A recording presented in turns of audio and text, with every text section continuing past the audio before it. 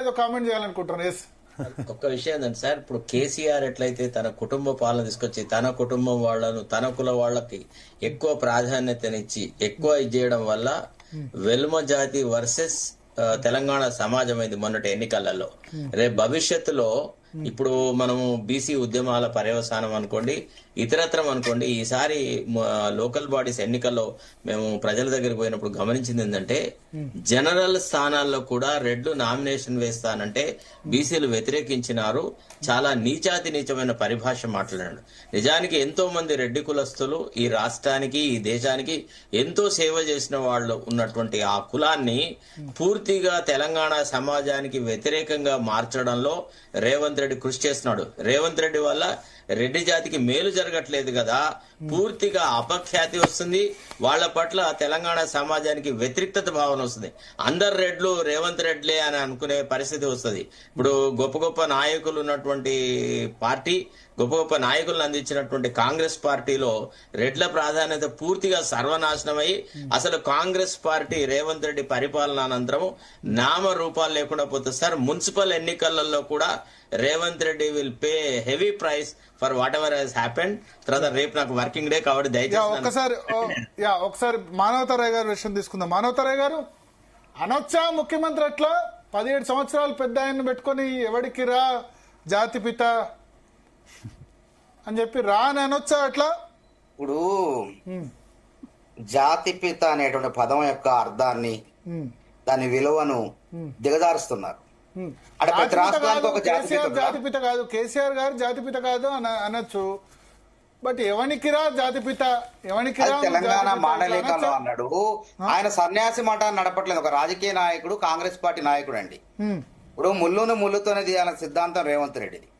ఇలా కేసీఆర్ తెలంగాణ ఉద్యమంలో ఏ విధంగా కేసీఆర్ వచ్చి రేవంత్ రెడ్డిని ఇప్పుడు తిట్టాడా? తిట్టకపోయినా ఇప్పుడు తిట్టు కాదు కదా. ఎవరికి రా జాతిపిత అంటే దాన్ని జాతిపిత అర్థాన్ని మీరు దాన్ని పోగొడుతున్నారు. జాతిపిత అంటే ఒక్కరే ఉంటారు, ప్రతి రాష్ట్రానికి జాతిపితలు ఉండరు. ఎవడు పడితే వాడిని జాతిపిత అనకూడదు. మద్యం దాగే వాళ్ళని, తర్వాత పాస్పోర్ట్ కేసులు ఇరకపోయిన వాళ్ళని, తర్వాత లూటీ చేసిన వాళ్ళని, వీళ్ళందరినీ జాతిపితలు అంటే రేపు పొద్దున ఎవరినాలు చెప్పండి, ఇక మాఫియా గ్యాంగ్ ని మొత్తాన్ని కూడా అనాల్సి వస్తుంది. కాబట్టి దాన్ని ఆయన ఏంటంటే తెలంగాణ రాజకీయ సభ జరుగుతున్నప్పుడు ఆ విధంగా మాట్లాడతారు. ఏం బూత్ కాదు కదా అది. ఏం బూత్ పార్లమెంట్ అసెంబ్లీలో చట్టసభల్లో నిషేధించదగ పదం అదేమన్నా. ఎవరికి రా జాతిపిత మీరు ఇట్లా ఈ విధంగా దిగజారుస్తున్నారు అని ఆయన మాట్లాడటం జరిగింది. అందులో ఎవడు పడితే వాడి జాతిపిత అంటే దాని పదానికి అర్థం ఏం కావాలా అని చెప్పి మాట. ఆయన నిజంగా చెప్తాను, జాతిపిత అనే వెల్మ ఎమ్మెల్యేల పేర్లు అందరూ చెప్పాడు.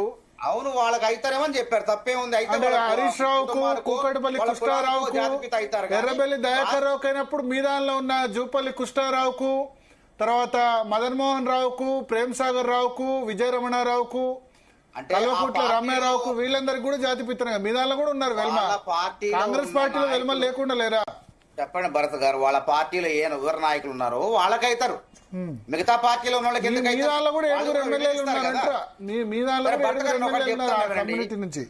మహాత్మా గాంధీ బీజేపీ వాళ్ళకి, కాంగ్రెస్ వాళ్ళకి, తెలుగుదేశం వాళ్ళకి అందరికీ జాతిపిత కదా. ప్రసాద్ గారు మీరు మాట్లాడినప్పుడు నేను మౌనంగా ఉన్నా, కొంచెం ఉందాతనాన్ని పాటిద్దాం. మాట్లాడండి, చెప్పండి. ఇప్పుడు అది ప్రసంగమే అడ్డుగాల భరత్ గారు చెప్తా, వారికి నేను చెప్తాను సమాధానం. చెప్పండి. అసలు జాతిపిత మహాత్మా గాంధీ ఎందుకు అయిండు?